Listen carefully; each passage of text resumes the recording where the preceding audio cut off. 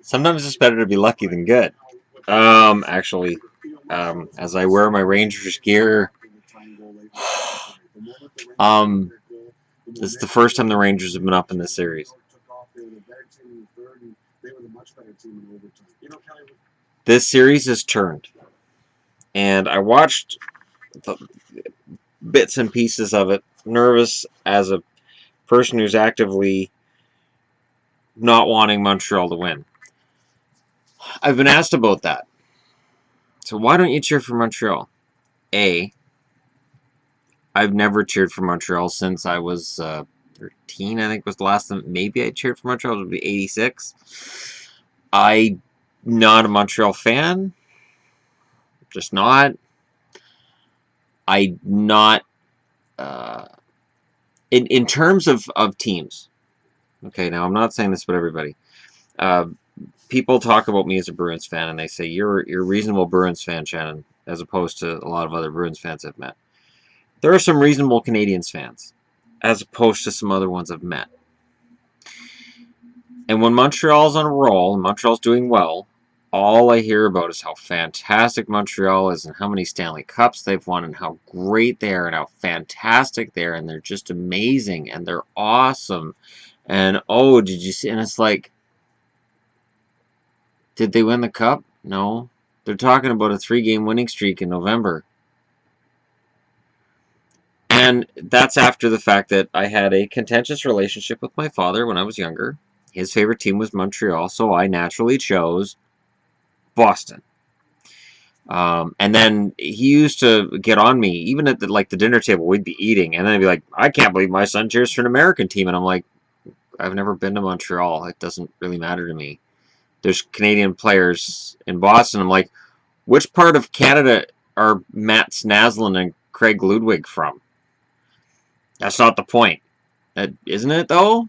Like, if I'm cheering for Canadians, shouldn't I be cheering for Cam Neely? Glenn Wesley? He used to get mad that my mother and I would sing the Star Spangled Banner. He's like, I can't believe you're singing that. So, as a kid, it was like, God, my dad's obnoxious. He loves Montreal. And he'd really go nuts, like, oh, Montreal's the greatest. And Montreal. It's like, Dad, no. So, yeah, when they won the Cup in 86, that was fun for me. And that was about when my fandom kind of ended. I was like, you know what? And then I became a Boston fan in 80. It was 87 when they got Cam Neely. It was that Cam Neely went there, and him being a Canuck, I was like, and I wanted a team to cheer for in the East, and I knew it wasn't going to be Montreal because just my dad was insufferable. So over the years, a feud developed. Every time Boston played Montreal in the playoffs, we would argue. And some of those arguments were funny, and some of those arguments were arguments. So to this day, that continues. It's funny too because people will ask me that, and yet there are a lot of people who don't like the Vancouver Canucks. A lot. The Vancouver Canucks are not a well-respected organization team, and I don't have any problem with that. I don't have any problem with people not liking the Vancouver Canucks. I can understand people not liking the Vancouver Canucks, but there's this weird expectation that when I'm watching the Rangers against Montreal, well, Montreal's a Canadian team. You should be cheering for Montreal. You kidding me? That last 5 minutes of that game was, you get that puck in. Get that puck in. Come on, McDonough. Do your job. Get the puck in the net. It goes in the net. And there you go. And Kreider, oh my God. When Kreider missed that one shot, I was like, oh, that's going to turn it. And every time Montreal cleared it, I'm like, oh, here we go. Montreal's going to go on a run. And they just didn't do it.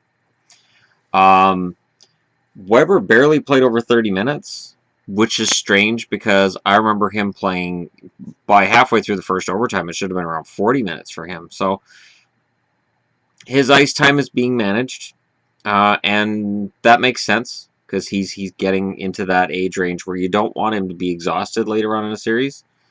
But Montreal now is going to New York, and the Rangers could knock Montreal out.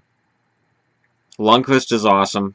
If Kreider gets his game going, and if they can get the puck in the net with guys like Kreider and Zibanejad, This should be over in Game 6, which would make it Ottawa and the Rangers. And if that's what happens, if Ottawa plays the Rangers, I will be so happy to watch those games. I can live stream and talk to you guys because that'll be so much fun to watch.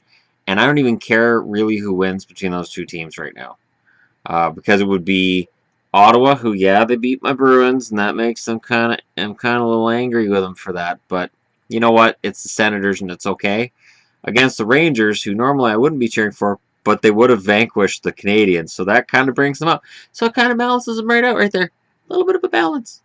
A little bit of a balance between Ottawa and the Rangers, and then happy me, I can just watch games and just not care who wins, because whoever wins gets killed by Pittsburgh in the conference championship, so they might as well enjoy the games against each other. But yeah, it was a good win for New York. Montreal is not done. I'm not making it, oh, Montreal's done, it's over. No. The Rangers need to come out. That first 5 minutes in Game 6 are key. If Montreal can score early, take the crowd out of it, and MSG, the crowd can turn kind of quick. Almost as bad as Montreal for that. Not quite, with fans turning against their own team, but Madison Square Garden can get kind of snippy.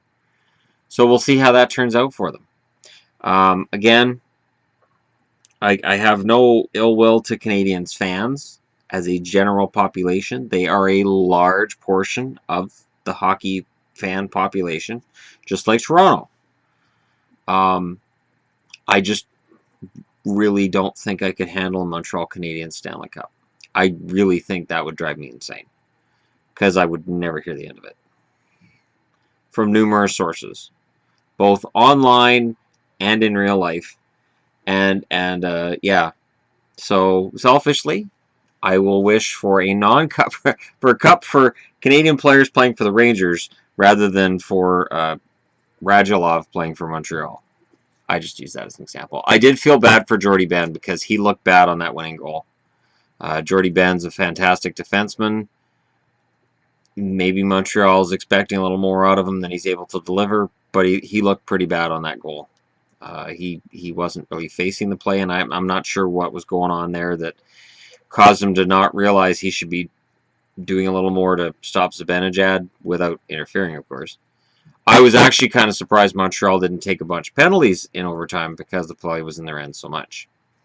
Anytime I see the plays in one end for more than 30 seconds, I expect a penalty call. Because the defending team's going to get tired, they're going to hook, they're going to slash, they're going to do whatever they got to do to get that puck back.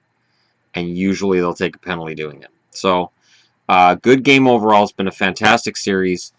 This can still go 7, and this can still go Montreal's way.